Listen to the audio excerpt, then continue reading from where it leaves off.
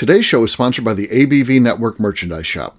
Check out our large assortment of logo merch and our lifestyle collection as well. Just head over to abvnetwork.com and click on shop. We are also sponsored by The Bar to Go. The Bar to Go offers a fully customizable carrying case that allows you to take your favorite distilled spirits or cocktail ingredients with you. Whether you're looking for yourself, a customized gift, or logo items for your business or event, The Bar to Go can help. Check them out at thebar2go.com. Use the number 2 when you type out The Bar to Go.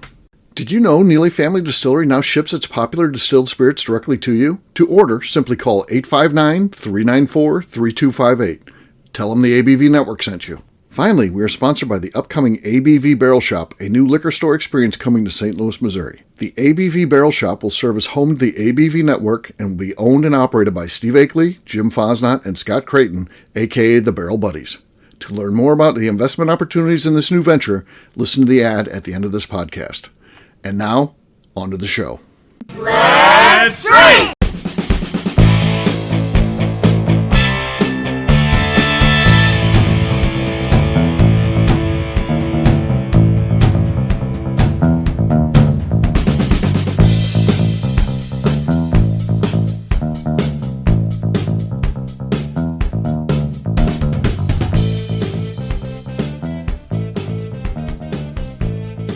Welcome to the Bourbon Daily, the podcast about everything bourbon delivered to you every day of the week.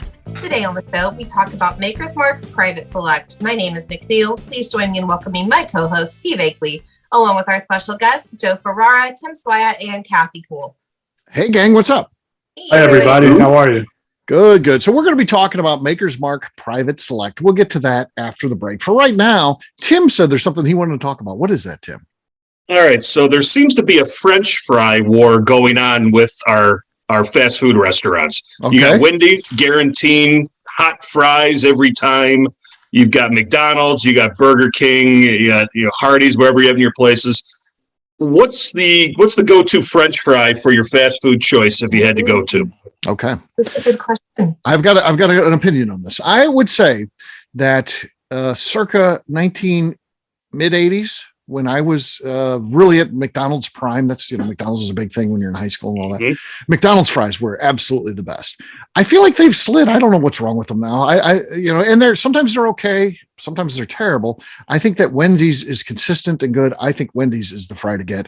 And that's what I'm going to lock in. I'll go with Wendy's. Yeah. How about you, Joe? For me, it's Wendy's also. I used to like Burger King. And then several years ago, I think they changed the kind of fry they made. They started to mash them and like reconstitute them into fries, and they're nowhere near as good as they used to be. So I would have to go with Wendy's. Okay, all right. Wendy's is up 2-0. What do you think, Kathy? So I am a fan of the crinkle fry. Okay. Arby's has just introduced crinkle fries. So Arby's crinkle fries. The curly fries or the waffles. Or they had the regular fries too at Arby's. Did they? Mm-hmm. Yeah. Well, now they have crinkle fries. Wow. And I don't know what it is about those little crinkles, but I'm a sucker for it. Okay.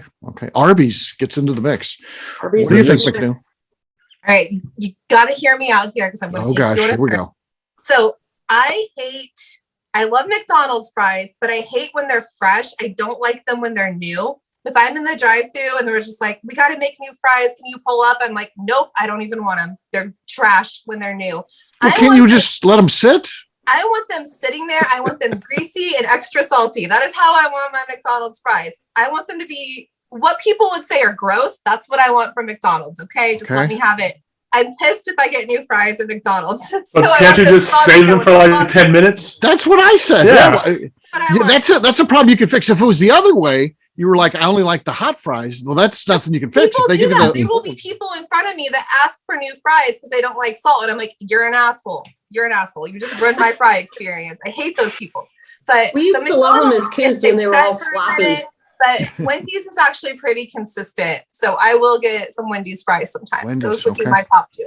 All right. So Wendy's got number 1 in 3 of the votes, Tim. And we had an Arby's in there, an outlier.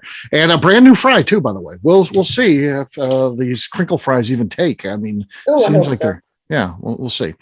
Tim, what do you think? You know, the Arby's curly fries. So, Kathy, I brought you because you brought in Arby's, because those curly fries are I like the curly fries. Yeah, those are. Like, yeah, I like this curly fries, but you're going to find problems like 2 months later. Like, they're problematic. Yeah, you want to declare war on your stomach, eat Arby's. But you got to go with the standard fry. Curly fry I would consider it a exclusive item or a upscale item, an upcharge item.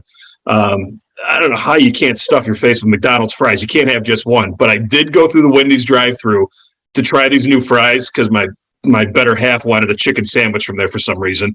And those darn Wendy's fries, the new ones, what they got going on there, I don't know if it's the oil that they swapped it to or something there. That Wendy's fry is legit. That's a strong contender for your standard French fry at a fast food joint. There you go. I do need to note that today's show has been brought to you by Wendy's. So that's right. Out there and try. Yeah. Send them a bill. Also, props to the people that run Wendy's Twitter. They're savages. I love them. Are they good? That's cool. They're good. That's cool. All right. Well, guess what, gang? It is time to drink. What is everyone drinking? Let's start this time with Joe. Joe, what do you got? I'm drinking some Maker's Mark, the wood finishing series from 2020. Whoa. Ooh. Baller.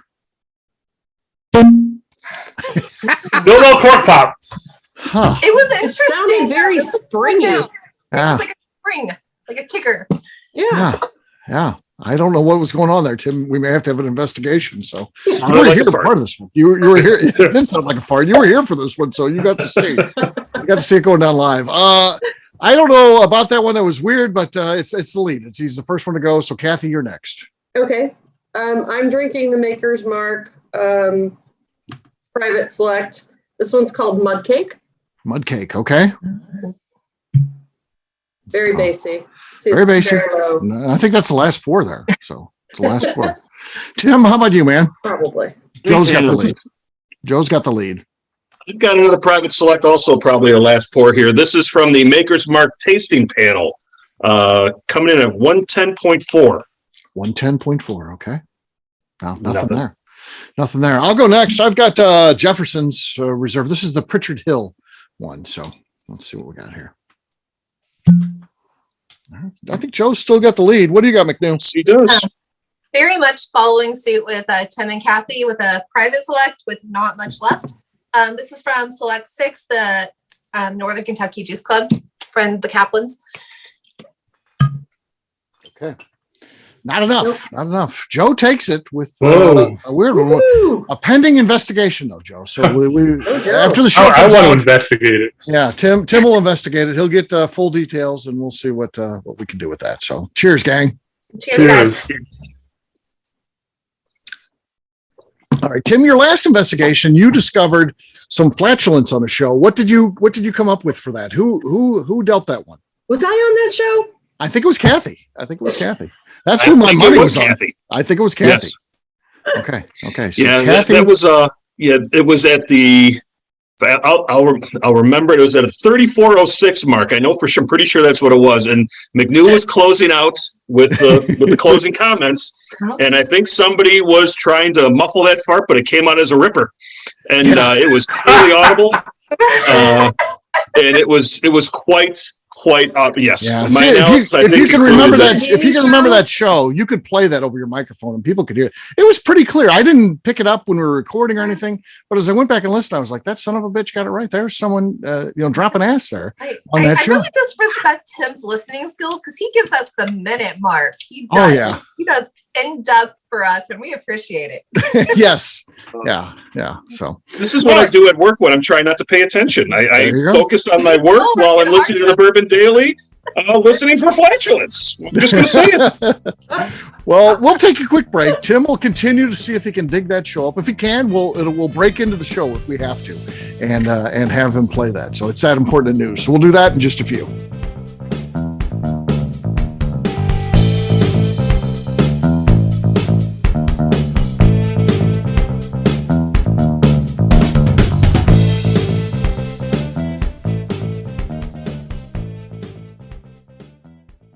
Hello, this is Steve Akeley of the ABV Network. Let's talk about the people who make this show happen. First up is Leatherwood Distillery in Pleasant View, Tennessee. Company founder Andy Lang started distilling as a hobby while serving his country as an elite Green Beret. Andy distilled all over the world during his time in the military and brought this passion back to him in the U.S. when he returned home.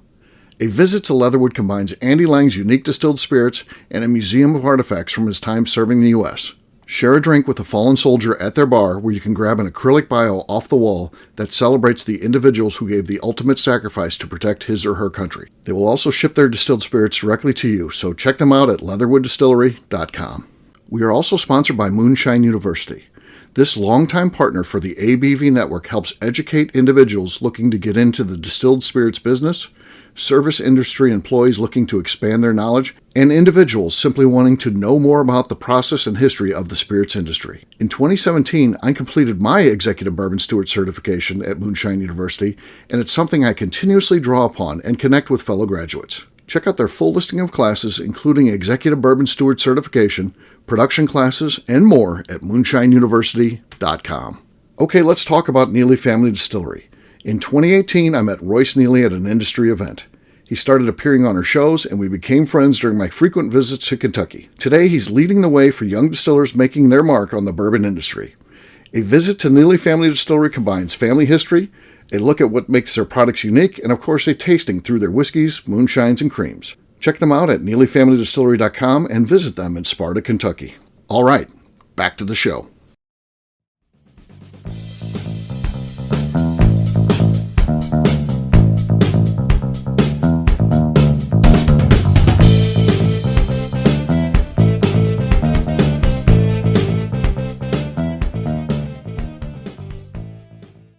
I'm McNew. Don't mix your grain and grapes. Not a good time. You're listening to the Bourbon Daily.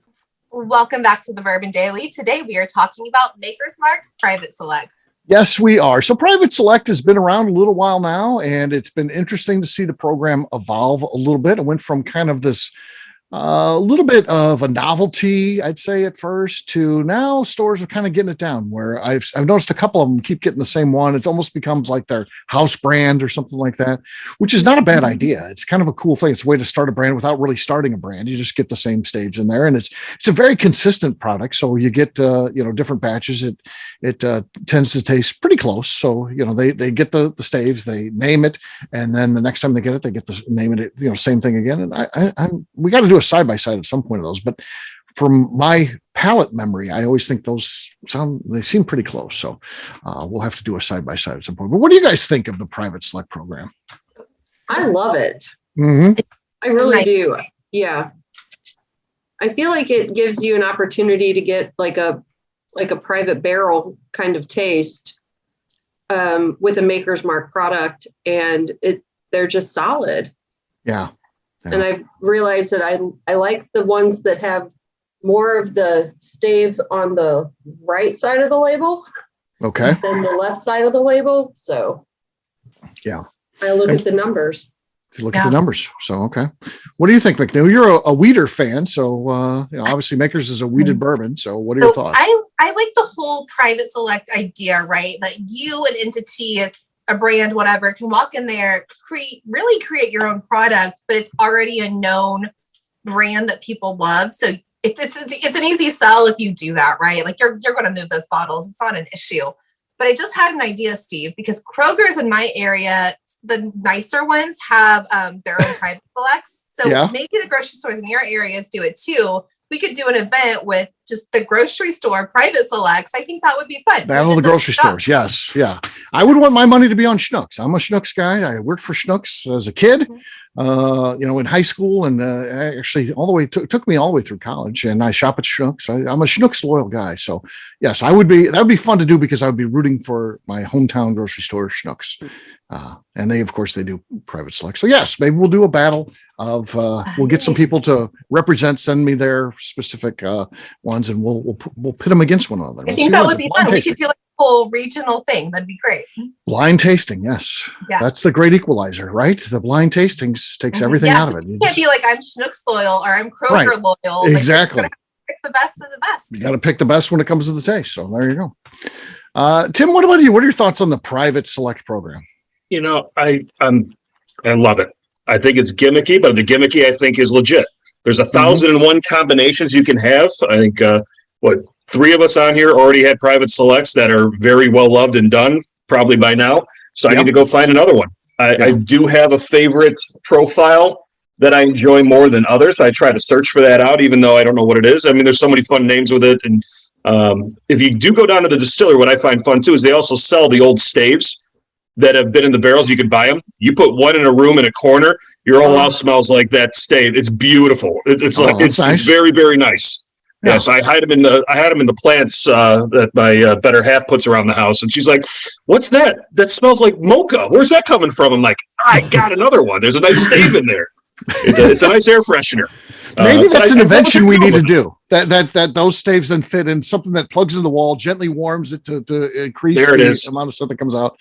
Yes, and then you just pick up the staves from Maker's gift shop, and that'd be kind of cool. They have a lot of fun with the barrel picks. Everybody can go down to the taste room. Is great. The experience is top notch. If you've ever been down visiting the distillery to see where they do the private selections, and you have a lot of fun with the names, and the flavors do come through with that name, even though it's probably some name bias that comes to you. They're very tasty. They're definitely not Maker's Mark. Right. Is what I find. What I like about it. It's not Maker's Mark. It is definitely something different and unique. Yeah, it's a very fun process to be a part of. So if you get an invitation to be a part of a private select pick, do it, because you were literally trying to craft a bourbon, and it's a fun process to do for sure. Now, Joe, what are your thoughts on the private select? I like the idea, but where I live, I have yet to see a bottle. Really? While we were talking, because nobody really does barrel picks around here, but I just found a store that's about 20 miles away that has a private selection. So I'm going to have to take a ride over there this weekend and pick a bottle up. Yeah, that's I'm really curious about it. 20 miles isn't too far. So no. Yeah. Bourbon, we're willing to travel more than 20 miles when it comes to bourbon. Yeah. So, yeah. Any given day of the week. Exactly. No problem. Not a big deal. So yeah, I don't know. I think it's a fun program. And yes, as people may have heard, we're trying to open our own store, and we want to establish what our private, we want to get one that's the house brand. So we want to really embrace that concept, and that'll be one that we try to have on hand at all times. So have a house blend that is ours. So we'll see. That's one of the goals of in the store. So it should be a fun thing. So, and it all came from Bill Samuels Jr. Doing the 46. Yes. Yeah. While he was looking for what to make his bourbon, his legacy thing. So he wanted like a legacy project, and this is an offshoot of that, which is kind of cool. We know the true players of the private select program too. You know, the people behind the scenes that were really making that happen were Jane Bowie, of course, their master of maturation and director of innovation, and then of course our friend at Independent Stave, Andrew Wiebrink. So the two of them have really worked on that, as well as the wood finishing series. And it's fun to know the people behind the scenes too. So I'd like to know why they retired a stave and picked something else. I think it's cool. I like the idea that they're continuing to say that we don't want this thing to get stale. There's only so many combinations, even though it's a lot, 1,001. I like the idea that they didn't bastardize it by just saying, okay, let's just add another one. They're keeping it at 1,001 different combinations, which is a large amount, but a number that we can comprehend, and they'll retire one when they add a new one in there. And they're continuing to test things, and that's where a lot of times the wood finishing series stuff comes from. So they're doing these different experiments, and sometimes they don't meld well with others, but they do well independently by themselves. So they come out with a special release of it. So it's cool stuff. All right. Well, we'll wrap this show up as we always do by talking about where people can find us. And Tim, we're going to start with you. Where can people find you? You're on mute, my friend. I did find the Bourbon Daily episode as well as the Mark, if we'd like to hear the of course. Let's hear it. Turn up the volume. Turn up the volume. Here we go. It is episode 1293. Okay. And hopefully it all comes through. What's the name of the episode? The name is Bourbon Whiskey Bracket Challenge. Who from the ABV Network would win a drinking contest? Oh, there you go. Yeah, that was with Steve, McNew, Lenny, Evan, and Kaylee. Okay. So it would not have been Kathy. Well, she might have dropped in though. See, because she knows the code. I think she dropped in and No. she thought she was going to do a silent but deadly, and she's listening in, and then this is what happened to her. So go ahead and play it, and then somebody dropped something. That's for sure. All right, Here we go. People find you. You can find me on Instagram. For me, oh, your mic cut out there, man. Yeah. Yeah. Is that working? That coming through? No. I think. Wait, I'll do a reenactment. Yeah, I feel like people can go do their own research, but They know can. the show number now. They can go find it. It is at 3406. Let's hear what everybody has to say. Show number what? What's the show number? I can do it where we can. 1293. 1293. Oh, okay. Oh, so that's before we converted over to the new system. Yes, you had me going there for a while because I was looking like, how did I go from 1900 to 1293? Right. I've got it dialed in here, and here we go. Let's see here. 3406. I need to go to. Okay. 3406. Here we go. Okay, 34. It's hard to get it just at the right amount there. 3407, darn it. 3405. Oh, I'm just trying. Okay. All right. For me, I'm easy to find them at Steve Akeley on Twitter, Instagram, or Facebook. I've got a website, Steve Akeley. So it's coming up here in about 15, 20 seconds. Sorry. I'll lock this in when we're ready. It's previous shows, blogs, so much more. All right. abvnetwork.com. McNew, anything else to say before we get out of here? I'll give it right here. I'd like to remind the audience to please give us About a 5 5-star seconds. Here we review that includes comments. It helps new people find the show, which is very important to us. And if you like what we're doing, we ask that you please visit our Patreon. There it was right there. There was right there. You heard it. That's a fart. That's clearly a fart. That wasn't a grumbly one. That was for sure. Yeah. So that, yeah. Who was most likely broccoli that day? So yeah, that's It's They had some refried beans. stuff. Lenny. It's got to be Lenny. Yeah. Yeah. The vegetarian thing got to him, I think there. So there we go. All right. Tim, where can people find you? You can see me on the Bourbon and Whiskey Tasting page at abvnetwork.com or at Instagram at SwyGuy2112. Joe. I'm at bourbon_aficionado on Instagram. Kathy. I'm on Facebook at Kathy Cool. All right, McNew. I'm on Instagram at McNew ABB.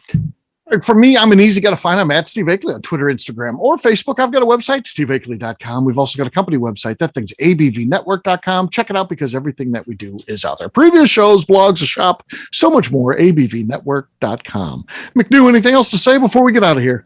I'd like to remind the audience to please give us a 5-star review that includes comments. It helps new people find the show, which is very important to us. And if you like what we're doing, we ask that you please visit our Patreon page at patreon.com/the ABV Network. All right, great job today, gang. For our audience, we'll have a brand new show for you tomorrow. Of course, we're the Bourbon Daily. Until then, take care, everybody. See ya. So long. Bye-bye. Peace.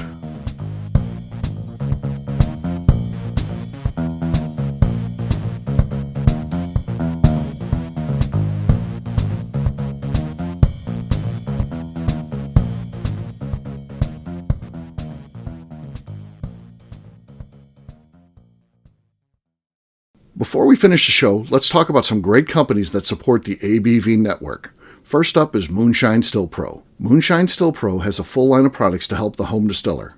Whether you want to experiment on the stove in your kitchen or you're looking for a bigger setup in your backyard, owner Russell Creed and his team can help. They have multiple still offerings, accessories, and even grain from their partners at Goldstone Mill to assist you in making whiskey on par with your favorite distillery. They can also help you with some fabricated parts you probably can't make yourself if you are attempting a DIY still project. Learn more or order your still or parts at moonshinestillpro.com. Another friend of ours is the Goldstein family at Goldstone Mill. The Goldsteins offer a variety of heritage and heirloom grains to make the finest whiskeys in the world. Plus, they are more than just a grain company. They are truly consultants to make sure the grains they are providing to you or your business meet your highest expectations. Additionally, they work with mills around the country, ensuring shipping is as low as possible for their customers. If you're a distillery, brewery, or even doing this at home, Goldstone can assist you. Check them out at goldstonemill.com, call them at 217-254-6613, or check in via email at hello@goldstonemill.com. Last but not least, at the top of the show, I mentioned investment opportunities at the new liquor store concept, the ABV Barrel Shop, being launched in 2022 by myself, Jim Fosnot, and Scott Creighton. We are crowdfunding some of the capital needed to open the store. Not only does it offer a return on your investment, but a lifetime of status and benefits at the store. Of course, this investment is a loan and involves a high degree of risk, which may not be suitable for all persons. Prospective investors should carefully evaluate the risk and merits of an investment, should confer with their own legal and financial advisors, and should be able to bear the risk of the loss of their investment before considering the investment described herein. If you would like more information, contact us via the Under Construction website at abvbarrelshop.com and fill out the form. The Bourbon Daily is part of the ABV Network. For more information or to become a sponsor, please visit abvnetwork.com. Thanks for listening, and cheers. This has been a Steve Akeley production.